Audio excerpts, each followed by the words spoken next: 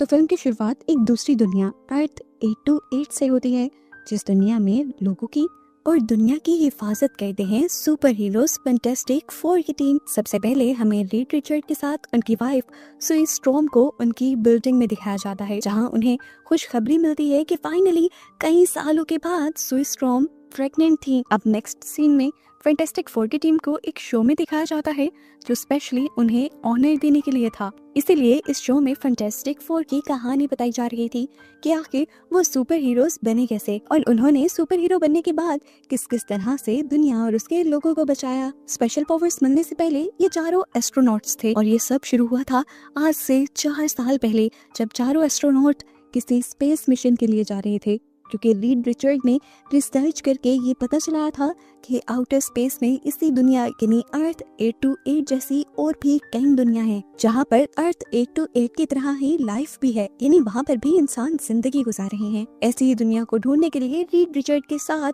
बाकी तीनों भी मिशन पर निकलते हैं और इसी मिशन के दौरान स्पेस में ही उनका बहुत बुरा एक्सीडेंट हो जाता है। उनकी शिप एक कॉस्मिक स्टॉर्म से टकरा जाती है, जिसकी वजह से टीम के चारों लोगों की बॉडीज में कॉस्मिक रेडिएशंस आ जाती हैं। इससे ये लोग मरते तो नहीं, लेकिन यही कॉस्मिक रेज इनकी बॉडी के डीएनए को ही चेंज कर देती हैं और ये डीएनए का बदलाव उनकी बॉडी में कुछ नई पावर्स को पैदा कर देता है। जैसा कि रीड रिचर्ड को मिलती है स्ट्रेच करने की पावर, वो अपनी बॉडी को जितना भी स्ट्रेच करें उनकी कोई हड्डी या मसल नहीं टूटेगा। सुई स्ट्रॉम को पावर मिलती है अपने आप को इनविजिबल करने की और साथ ही वो अपनी माइंड की पावर से किसी भी चीज को उठा भी सकती हैं और कहीं और भी ले जा सकती हैं। सुई स्ट्रॉम के भाई जॉनी स्ट्रॉम को मिलती है पावर प्रोजेक्शन की पावर। वो आग को पैदा कर सकते थे, उसके साथ खेल सकते थे, उसे इस्तेमाल कर सकते थे अपने फायदे और कामों के लिए, यहाँ तक कि वो आग को मैनिपुलेट भी कर सकते थे और इसी आग को बनाते हुए अक्सर वो रॉकेट की तरह हवा में भी उड़ सकते थे। और इनकी चौथे साथी बेन ग्रिम की बॉडी में तो बहुत ज्यादा पावर आ जाती है,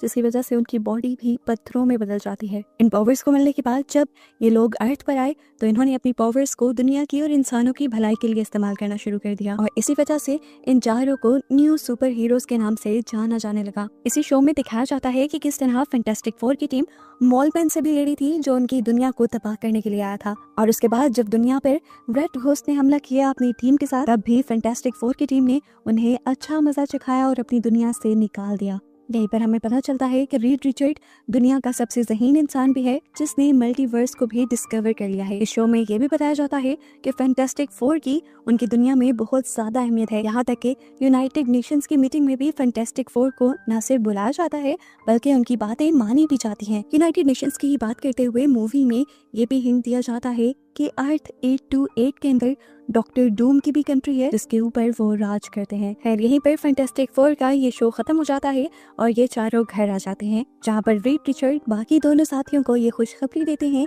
कि जल्द ही उनके घर एक छोटा सा बेबी आने वाला है। और ये खबर सुनकर जॉनी स्ट्रॉम बहुत ज्यादा खुश हो जाता है। उसकी एक्साइटमेंट इतनी ज्यादा थी कि उन्होंने आज पूरी रात पार्टी करते हुए गुजारी। खैर अब अगली सुबह हमें दिखाया जाता है कि रीड रिचर्ड किसी चीज पर रिसर्च कर रहे हैं और वो है टेलीपोर्टेशन, यानी वो किसी भी एक चीज को या एक इंसान को किसी भी दूसरी जगह टेलीपोर्ट करके बिना सफर किए एक जगह से दूसरी जगह पहुंचाने पर काम कर रहे थे और उनकी रिसर्च तकरीबन कंप्लीट भी होने वाली थी। अब उनकी रिसर्च को टेस्ट करने का टाइम था, जिसके लिए जॉनी स्ट्रॉम उनकी मदद करने के लिए आता है और ये लोग मिलकर एक अंडे को टेलीपोर्ट करने की कोशिश करते हैं, ज्यादा दूर नहीं, बस कमरे में ही एक टेबल से दूसरे टेबल पर।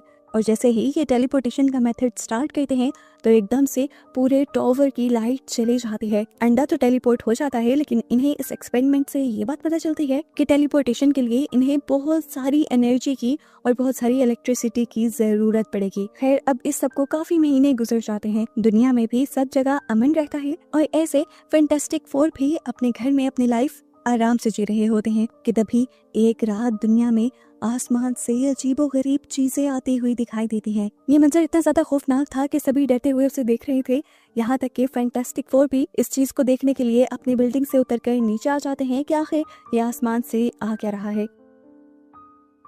फिर फाइनली वो चीज जमीन पे आ जाती है और सबको पता चलता है कि ये सिल्वर सल्फर है। सिल्वर सल्फर फौरन से आती है फैंटास्टिक फोर की टीम के पास और उनसे सवाल करती है कि क्या आप लोग इस दुनिया की हिफाजत करते हो। सुई स्ट्रॉम हाँ में जवाब देती है। सुई स्ट्रॉम अभी तक इस लड़की के बारे में नहीं जानती थी, वो कंफ्यूज थी। तब इस लड़की ने बताया कि मैं सिल्वर सल्फर हूँ और तुम्हारे पास गैलेक्टस का एक पैगाम लेकर आई हूँ, तुम्हारी दुनिया का टाइम खत्म होने वाला है। कुछ दिन बाद गैलेक्टस उनके प्लेनेट पर आएंगे और उनका पूरा प्लेनेट निगल लेंगे। वो बताती है कि बस मैं अर्थ 828 और उसके लोगों को ये बताने के लिए आई हूँ कि आप सबके पास थोड़ा टाइम बचा है, इसे अपने फैमिली के साथ गुजारें और अगर वो कुछ भी करना चाहते हैं तो उसे जल्दी करें, क्योंकि ये टाइम लौट कर नहीं आएगा और ये सभी लोग मारे जाएंगे। ये कहते ही सिल्वर सर्फर यहाँ से उड़ जाती है और कंफ्यूज हुआ जॉनी, जो कि ह्यूमन टॉर्च के नाम से भी जाना जाता है, वो अपनी बॉडी को किसी रॉकेट की तरह बनाकर उसके पीछे चला जाता है। स्पेस में पहुंचने पर वो उसका सर्फर बोर्ड भी पकड़ लेता है और यहाँ सिल्वर सर्फर उसे किसी दूसरी लैंग्वेज में कुछ कहकर तेजी से यहाँ से चली जाती है और जॉनी यानी ह्यूमन टॉर्च अर्थ पर वापस आ जाता है। फैंटास्टिक फोर की टीम अपने घर आ जाती है और इसी चीज को डिस्कस कर रही होती है जो सिल्वर सर्फर अभी कहकर गया था। बेन ग्रिम कहता है, मुझे तो सिल्वर सर्फर की बातों पे यकीन आ ही नहीं रहा। कोई इंसान या कोई भी चीज एक पूरे प्लेनेट को निगल सकती है, ये बात हजम नहीं हो रही। उसकी बात में इन लोगों को थोड़ा सा लॉजिक लगता है और सभी थोड़ा सा टेंशन फ्री होते हैं, लेकिन तभी रीड रिचर्ड कहता है कि जो कुछ सिल्वर सर्फर ने कहा मुझे सच लग रहा है, क्योंकि मैं काफी टाइम से स्पेस पर रिसर्च भी कर रहा हूँ और स्पेस पर नजर भी रखे हुए हूँ और अब मैंने देखा है कि आउटर स्पेस में से पूरे 5 प्लैनेट्स गायब हैं और ये 5 वो प्लैनेट्स हैं जिसके बारे में वो जानता था और जिन्हें वो पहले देख रहा था। न जाने और कितने प्लैनेट्स आउटर स्पेस में से गायब हुए हों। रीड अपनी टीम से कहता है कि ये 5 प्लैनेट्स जो गायब हुए हैं, मेरी रिसर्च के मुताबिक गायब होने से पहले इनको तबाह किया गया है और अब उन प्लैनेट्स की जगह कुछ भी नहीं है और उन्हें उन प्लैनेट्स की जगह पर सिल्वर सर्फर का एनर्जी लोगो भी मिलता है। इसीलिए तो रीड रिचर्ड इतनी छोटी से ये कह रहा था कि सिल्वर सर्फर जो कुछ कहकर गई है वो सच है और वो ये भी जानता था कि गैलेक्टस नाम का सच में कोई है जो पूरे पूरे प्लैनेट्स को निगल सकता है और निगल रहा भी है। मसला बहुत बड़ा था, इनका प्लैनेट तबाह होने वाला था। ये अपने प्लैनेट को कैसे बचाते?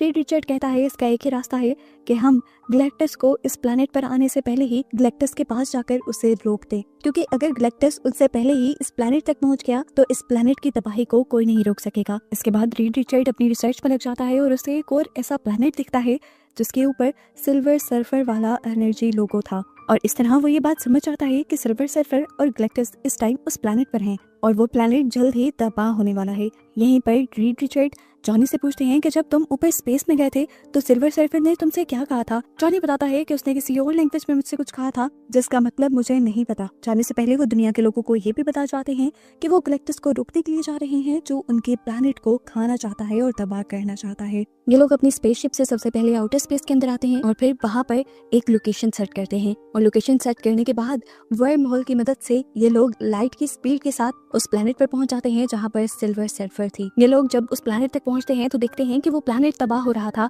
आहिस्ता आहिस्ता करके और इस बात में कोई शक भी नहीं था कि इसकी तबाही के पीछे गैलेक्टस ही है। यहीं पर अब हमें गैलेक्टस की एक बड़ी सी मशीन को दिखाया जाता है जो कि एनर्जी कन्वर्टर है और यही पूरे प्लैनेट को तबाह करके उसकी एनर्जी को कंज्यूम करके गैलेक्टस को देता है और ये सारी एनर्जी गैलेक्टस खा लेता है। जैसे ही फैंटास्टिक फोर इस मशीन के पास आते हैं तो इस मशीन के अंदर से एक लाइट निकलती है जो फैंटास्टिक फोर की स्पेसशिप को डिटेक्ट कर लेती है और यहीं पर एक और चीज ये दिखाई जाती है कि ये लाइट उनकी स्पेसशिप पे फोकस करने के साथ साथ सुई स्टॉर्म के बेबी पर भी फोकस करती है जो अभी तक पैदा भी नहीं हुआ था। कुछ ही देर में अब उनके सामने सिल्वर सर्फर थी जो इन्हें आकर बताती है कि गैलेक्टस उन चारों से मिलना चाहते हैं। ये लोग उसकी बात मानते हुए उसके पीछे चले जाते हैं और जाकर हैरान हो जाते हैं क्योंकि इतना बड़ा कोई भी पहले उन्होंने नहीं देखा था जितना बड़ा गैलेक्टस था। अब गैलेक्टस उन चारों से मिलता है और उन्हें अपना इंट्रोडक्शन देने लगता है। वो बताता है कि अरबों सालों पहले मैं भी तुम लोगों जैसे ही था। वो बताता है कि वो भी स्पेस में रिसर्च किया करता था और फिर उसके साथ भी स्पेस में ही एक हादसा हुआ जिसके बाद से वो इस तरह का बन गया और उस टाइम शुरू हुई उसकी ऐसी भूख जो कभी नहीं मिटी, जिस भूख को खत्म करने के लिए उसे बड़े बड़े प्लैनेट्स तक को खाना पड़ता है। ये बताने के बाद वो इन चारों से पूछता है कि तुम लोग यहाँ पर क्यों आए हो? तो ये बताते हैं कि आने वाले टाइम में तुम हमारे प्लैनेट को भी खाने वाले हो और ये चारों उससे अपने प्लैनेट को बचाने के लिए आए थे। उनकी बात सुनकर गैलेक्टस उससे कहता है कि तुम लोग चाहकर भी अपने प्लैनेट को मुझसे नहीं बचा सकते क्योंकि तुम चारों के अंदर वो ताकत नहीं है जो मुझे रोक सके। लेकिन हाँ, वो रीड रिचर्ड से कहता है कि ये पावर तुम्हारे बेटे में जरूर है, वो बच्चा जो अभी पैदा भी नहीं हुआ। गैलेक्टस उन्हें बताता है कि वो बच्चा तुम्हारी तरह नहीं है, वो बच्चा बहुत ज्यादा पावरफुल है और साथ ही वो मेरी तरह भूखा भी है, बहुत ज्यादा भूखा। और तुम्हारे बेटे के अंदर वो सारी काबिलियत है कि वो आगे मेरा तख्त संभाल सकता है और तुम्हारे ही बेटे के अंदर वो ताकतें भी हैं जिनका इस्तेमाल करते हुए वो मेरी इस भूख को हमेशा के लिए खत्म भी कर सकता है और मुझे छुटकारा दिलवा सकता है इस कभी ना मरने वाली भूख से। गैलेक्टस अब उन चारों से कहता है मैं तुमसे एक डील करना चाहता हूँ। तुम चाहते हो कि मैं तुम्हारे प्लैनेट को नुकसान ना पहुंचाऊं।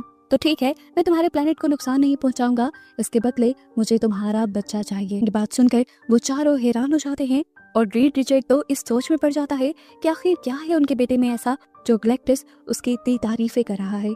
यहाँ तक कि वो उस बच्चे के बदले में उनकी पूरी दुनिया को भी बख्श रहा है।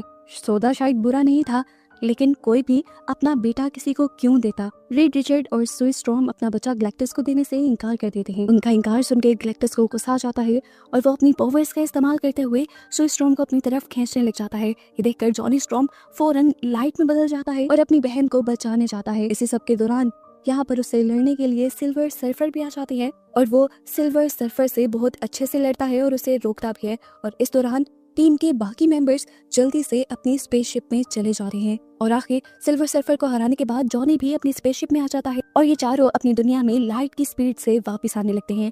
और इस दौरान हम देखते हैं कि सिल्वर सर्फर भी लाइट की स्पीड से ही इनका पीछा कर रही थी। ये देखते हुए रीड समझ जाता है कि सिल्वर सर्फर ऐसे तो उसका पीछा नहीं छोड़ने वाली। वो फैसला करता है कि वो सिल्वर सर्फर को ब्लैक होल में फंसा देगा। ऐसा करने के लिए वो बेन ग्रिम से कहता है कि वो स्पेसशिप को पास के एक ब्लैक होल में ले जाए। बेन ग्रिम यहाँ पर एक नए बनने वाले ब्लैक होल के पास उनकी स्पेसशिप को ले आता है। उनका पीछा करते हुए सिल्वर सर्फर भी यहाँ जाते हैं, जिसके बाद बड़ी ही होशियारी से रीड रिचर्ड अपने स्पेसशिप को ऊपर की तरफ खींच लेता है और वो ब्लैक होल सिल्वर सर्फर को अपने अंदर खींच लेता है और इस तरह वहीं पर सिल्वर सर्फर कैद हो जाती है। रीड रिचर्ड अपनी टीम को बताता है कि सिल्वर सर्फर को यहाँ से निकलने में लगभग 1 महीना तो लग ही जाएगा और 1 महीने तक अब इनका प्लेनेट सेफ है और इन्हें अपने प्लेनेट को बचाने के लिए थोड़ा और टाइम मिल चुका है। अब इसी सफर के दौरान सुई स्टॉर्म को बहुत ज्यादा पेन होने लग जाता है और आखिर उसके पास जन्म होता है एक बेटे का, जिसका नाम वो फ्रैंकलिन रिचर्ड रखती है। फाइनली ये लोग अपनी अर्थ पर भी लैंड कर जाते हैं और उनके नीचे आते ही सारे मीडिया वाले उन्हें घेर लेते हैं। सभी लोगों को लग रहा था कि फैंटास्टिक फोर की टीम गैलेक्टस को हरा आई है और अब उनकी दुनिया सेफ हो चुकी है। यहाँ पर ये लोग उनसे ये तो पूछते ही नहीं कि वो गैलेक्टस से लड़े भी हैं या नहीं। पूरी दुनिया को उन पर इतना भरोसा था कि वो बस उनसे ये सवाल कर रहे थे कि आपने गैलेक्टस को हराया कैसे। हालांकि ये लोग तो अभी तक गैलेक्टस को हरा कर आए ही नहीं थे। ये सारे सवाल सुनते हुए हार मानते हुए रीड रिचर्ड उन्हें ये सब सच बता देता है कि वो लोग गैलेक्टस को हरा कर नहीं आए। वो ये भी सच बता देता है कि गैलेक्टस ने उनके सामने एक शर्त रखी थी कि वो उसके पूरे प्लेनेट को बख्श देगा अगर वो लोग अपना बच्चा गैलेक्टस को दे दें। लेकिन रीड रिचर्ड और सुई स्टॉर्म इस डील से इनकार कर आए हैं। ये सुनकर सभी लोग गुस्से में आ जाते हैं कि इन दोनों को अपना बच्चा इस पूरी दुनिया और इनके लोगों से ज्यादा प्यारा है। सभी लोग ये बात समझ गए थे कि जल्द ही गैलेक्टस उनकी दुनिया पे आएगा और उनकी दुनिया को निगल जाएगा। सभी लोग अब गुस्सा करके रीड से पूछने लग जाते हैं कि आखिर तुमने अपना बच्चा उसे क्यों नहीं दिया। तुम्हारे एक बच्चे के बदले हम सब लोगों की जान बचाती। लेकिन रीड इस बात का कोई जवाब नहीं देता और फैंटास्टिक फोर की टीम को लेकर अपने घर वापस चला जाता है। सीन कट होकर दिखाया जाता है कि अब 1 महीने का टाइम तो गुजर चुका था। सिल्वर सर्फर भी ब्लैक होल की कैद से बाहर निकल आई थी और वो गैलेक्टस को जाकर बताती है कि वह उन चारों को पकड़ने में नाकाम रही। यहाँ पर गैलेक्टस उससे कहता है जो भी हो जाए तुम्हें वहाँ जाना पड़ेगा और मुझे अब उनका प्लेनेट नहीं बल्कि उनका बच्चा चाहिए, क्योंकि उसके बच्चे के अंदर बहुत ज्यादा पावर्स हैं, ऐसी पावर्स हैं जिसके बारे में कोई सोच भी नहीं सकता और वही बच्चा मुझे मेरी भूख से छुटकारा दिलवा सकता है। ये बात करते ही गैलेक्टस और सिल्वर सर्फर अर्थ 828 की तरफ बढ़ने लग जाते हैं और यहाँ रीड रिचर्ड को भी ये खबर मिल जाती है कि अब गैलेक्टस उनके प्लेनेट तक पहुंच रहा है। रीड रिचर्ड ये जान गया था कि दुनिया को बचाने के लिए उसके पास सिर्फ कुछ दिनों का वक्त रह गया है, जबकि अब पूरी दुनिया के लोग भी फैंटास्टिक फोर को बुरा भला कहने लगे हैं। सब लोग उनके पुतले बना कर चला रहे हैं क्योंकि सब लोगों को लगता है कि फैंटास्टिक फोर बहुत ज्यादा खुदगर्ज है और वो दुनिया को बचा नहीं रही। लोग सड़कों पर उनके पुतले चलाते हैं, शोज में उन्हें बुरा भला कहा जाता है। यहाँ तक कि कुछ लोग तो धरना देकर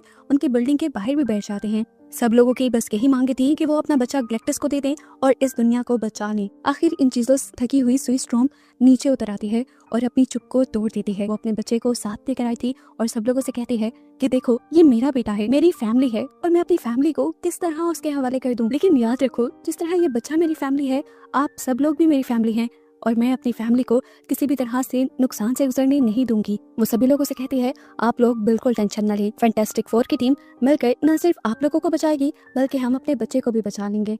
और हम सभी मिलकर उस दुश्मन को यानी गैलेक्टस को हराएंगे। इस लड़ाई को हम सब लोग एक साथ एक फैमिली की तरह लड़ेंगे। सो स्टॉर्म की ये बातें सुनकर दुनिया एक और मर्तबा फैंटास्टिक फोर पर बिलीव करने लग जाती है और उनका बहुत सारा गुस्सा कम हो जाता है। इन्हीं बातों के दौरान दूसरी तरफ हम देखते हैं कि रीड रिचर्ड अभी भी इसी चीज पर रिसर्च कर रहा था कि गैलेक्टस को रोका कैसे जाए। उसे याद आता है कि उसने एक अंडे को टेलीपोर्ट कर लिया था सक्सेसफुली, यानी उसकी टेलीपोर्टेशन वाली टेक्नोलॉजी बिल्कुल ठीक थी। उसे आइडिया आता है कि क्यों ना वो अपनी पूरी दुनिया को ही टेलीपोर्ट कर दे, यानी अपने प्लैनेट को ही टेलीपोर्ट करके किसी ऐसे यूनिवर्स के अंदर भेज दे जहाँ पर उनका ये प्लैनेट सेफ रह सके। अब क्योंकि ये लोग अपना एड्रेस ही बदल देंगे तो गैलेक्टस उन तक पहुंच भी नहीं पाएगा और उनकी दुनिया को तबाह भी नहीं कर पाएगा। रीड का प्लान पूरी टीम को अच्छा लगता है और पूरी टीम उसका साथ देने में तैयार हो जाती है।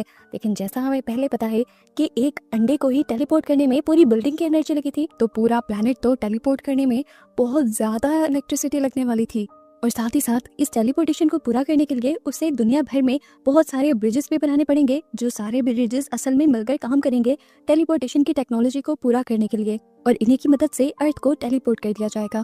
अपना फैसला करने के बाद रीड रिचर्ड अगले दिन एक प्रेस कॉन्फ्रेंस रखते हैं और ये सारी बातें मीडिया में बताते हैं। रीड रिचर्ड अपनी टेलीपोर्टेशन की टेक्नोलॉजी के बारे में भी सबको बताता है और अपना प्लान भी बताता है कि वो इस पूरी दुनिया को ही टेलीपोर्ट करके किसी दूसरे यूनिवर्स में भेजना चाहते हैं। इस सब के लिए पूरी दुनिया तैयार हो जाती है। ये काम इतना आसान नहीं था, तो पूरी दुनिया के लोगों को मिलकर करना था। सभी लोग ब्रिजेस बनाना भी शुरू कर देते हैं ताकि जल्दी से जल्दी इस काम को पूरा किया जा सके। रीड को जैसा ब्रिज चाहिए था, इस दुनिया की सभी कंट्रीज मिलकर वैसे ब्रिजेस अपनी अपनी कंट्री में बना देती हैं और कुछ ही दिनों में इस तरह पूरी तैयारी मुकम्मल हो जाती है। आखिर वो टाइम आ जाता है जब टेलीपोर्टेशन को स्टार्ट होना था। रीड के कहने पर पूरी दुनिया के ब्रिजेस को एक्टिवेट कर दिया जाता है, लेकिन तभी एक बुरा काम होना शुरू होता है। ये सारे ब्रिजेस टूटने लग जाते हैं। रीड रिचर्ड बहुत ज्यादा परेशान हो जाता है क्योंकि इस तरह तो उसका प्लान फेल हो रहा था। वो देखता है कि आखिर इन ब्रिजेस के टूटने की वजह क्या है और इन्हें पता चलता है कि सिल्वर सर्फर इस दुनिया में आ चुकी है और वो ही इन सारे ब्रिजेस को तोड़ रही है, क्योंकि सिल्वर सर्फर को इनका ये प्लान पता चल गया था और वो नहीं चाहती थी कि ये लोग अपने इस प्लैनेट को किसी दूसरे यूनिवर्स में शिफ्ट कर दें। सारे ब्रिजेस को तबाह करने के बाद एक ही ब्रिज बचता है, जो था फैंटास्टिक फोर की बिल्डिंग के बिल्कुल पीछे वाला। इस वाले ब्रिज को बचाने के लिए यहाँ पर ह्यूमन टॉर्च यानी जॉनी आगे बढ़ता है और हवा में ही सिल्वर सर्फर को रोक देता है और वहाँ पर कुछ आवाजें चला देता है जिनमें एकदम से सिल्वर सर्फर घूम जाते हैं। अब जॉनी उससे कहता है, ये सारी आवाजें तुम्हें तो समझ आ ही रही होंगी, ये तुम्हारे प्लैनेट के ही लोगों की आवाजें हैं और ये वही सारी लैंग्वेजेस है जो तुम्हारे प्लैनेट पर बोली जाती हैं। वो कहता है कि मैं जान चुका हूँ तुम्हारा असली नाम शालाबाल है और मैं ये भी जान गया हूँ कि हर प्लैनेट की तरह गैलेक्टस तुम्हारे भी प्लैनेट को निगलने के लिए आया था और तुमने अपने प्लैनेट को ही बचाने के लिए उसके साथ सौदा किया। तुमने उसके असिस्टेंट बनने का फैसला किया, जिसके बदले तुमने उससे वादा किया कि वो तुम्हारे प्लैनेट को कुछ नहीं करेगा। गैलेक्टस ने तुम्हारी बात मान ली। गैलेक्टस ने तुम्हें कॉस्मिक पावर्स दी, जिसके बाद से तुम गैलेक्टस के लिए वो प्लैनेट्स ढूंढती हो जिसे वो खा सके और उसके बदले वो तुम्हारे प्लैनेट को छोड़ दे। ऐसा करके तुमने अपनी फैमिली और अपने प्लैनेट को तो बचा लिया, लेकिन तुमने अपने अंदर की इंसानियत को मार दिया। अब जॉनी उसे और भी बहुत सारी आवाजें सुनाता है जो उसके प्लैनेट के लोगों की नहीं थी, बल्कि उन प्लैनेट्स के लोगों की थी जिन प्लैनेट्स को शालाबाल ने गैलेक्टस के हाथों खत्म करवा दिया था। वो कहता है कि देखो और सुनो, इन आवाजों में कितना दुख है। इन प्लैनेट्स को तुम तबाह करवा चुकी हो, जैसे अब तुम हमारे प्लैनेट को तबाह करवाने आई हो। वो बताता है कि तुमने गैलेक्टस के हाथों अपना प्लैनेट तो बचा लिया और उसके बदले तुम अब हमारे प्लैनेट को तबाह करवाना चाहती हो, लेकिन मैं भी तुम्हारा ये प्लान कामयाब नहीं होने दूंगा, क्योंकि जैसे वो प्लैनेट तुम्हारा घर था इसी तरह ये प्लैनेट हमारा घर है। इस टाइम हम देखते हैं कि सिल्वर सर्फर को जॉनी की बातें सुनकर बहुत ज्यादा दुख हो रहा था। उसे एहसास हो रहा था कि उसने जो कुछ आज तक किया अपने प्लैनेट को बचाने के लिए वो गलत किया। इसलिए वो अब जॉनी से कहते हैं कि कुछ ही देर में गैलेक्टस यहाँ पर पहुंचने वाला है। आते ही वो तुम्हारे प्लैनेट को भी डिस्ट्रॉय कर देगा और तुम्हारी बहन के बेटे को भी ले लेगा और मैं चाहकर भी उसे रोक नहीं पाऊंगी, क्योंकि मुझ में भी इतनी ताकतें नहीं है। मैं नहीं जानती कि तुम इस प्लैनेट को बचा सकते हो कि नहीं, लेकिन मैं इतना जरूर जानती हूँ कि तुम्हें इतना मौका जरूर मिल रहा है कि तुम अपनी फैमिली को लेकर यहाँ से कहीं जा सकते हो और गैलेक्टस से अपने आप को बचा सकते हो। ये बातें सुनकर अब जॉनी अपनी बिल्डिंग में वापस आ जाता है, जहाँ पर रीड रिचर्ड पहले से ही उसका वेट कर रहा था। उसके पास पूरी दुनिया से कॉल्स आ रही थी कि उसका प्लान फेल हो गया है और अब क्या होगा। काफी लोग तो ये पूछ रहे थे कि दुनिया कब टेलीपोर्ट होगी। सभी लोग बहुत ज्यादा परेशान थे, प्लान फेल हो चुका था। वो अब सभी लोगों को कॉन्फ्रेंस कॉल करके कहता है कि हमें गैलेक्टस से दूर नहीं जाना,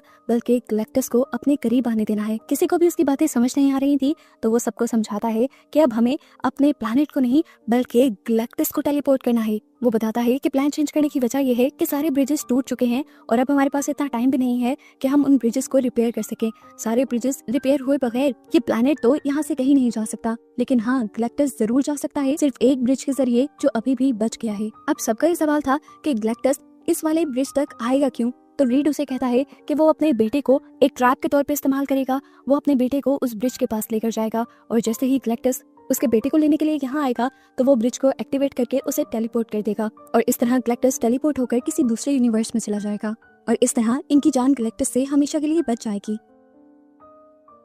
सभी लोगों को रीड का ये भी प्लान अच्छा लगता है और वो उसके इस नए प्लान के लिए तैयार हो जाते हैं, लेकिन इनके इस प्लान को पूरा करने के लिए अब जरूरी था कि उनका पूरा शहर खाली हो, क्योंकि गैलेक्टस की टेलीपोर्टेशन में जितनी पावर लगनी थी उसके असर में यहाँ इस शहर में भी बहुत सारी तबाही होनी थी। शहर के लोगों की सिक्योरिटी भी जरूरी थी, इसीलिए सोई स्टॉर्म एक और आदमी मॉल मैन से मिलती है जिसकी अंडरग्राउंड बहुत बड़ी फैसिलिटी थी और वो शहर के सभी लोगों को वहां पर सेव करवा देती है। ऐसे शहर तैयार हो जाता है गैलेक्टस की टेलीपोर्टेशन के लिए। अब अगली सुबह होती है और प्लान के मुताबिक गैलेक्टस अर्थ 828 पर आ जाता है। जाहिर सी बात थी कि वो यहाँ पर रीड के बेटे को लेने के लिए आया था, तो वो उसे ढूंढने लग गया और उसे रीड का बेटा मिला उसी ब्रिज पर जो कि टेलीपोर्टेशन ब्रिज है। जैसे ही गैलेक्टस बच्चे की तरफ बढ़ने लगता है वैसे ही फैंटास्टिक फोर की टीम उस पर हमला करके उसका ध्यान भटका देते हैं और पीछे से रीड अपने बच्चे को उठाकर वहाँ पर एक गुड़िया रख देता है। ये लोग बस अब इंतजार कर रहे थे कि कब गैलेक्टस उस ब्रिज के अंदर पाँव रखेगा, लेकिन गैलेक्टस भी बहुत होशियार था। उसे भी पता था कि ये लोग उसे ट्रैप करने के लिए कुछ तो करेंगे, इसीलिए वो ब्रिज पर जाने से पहले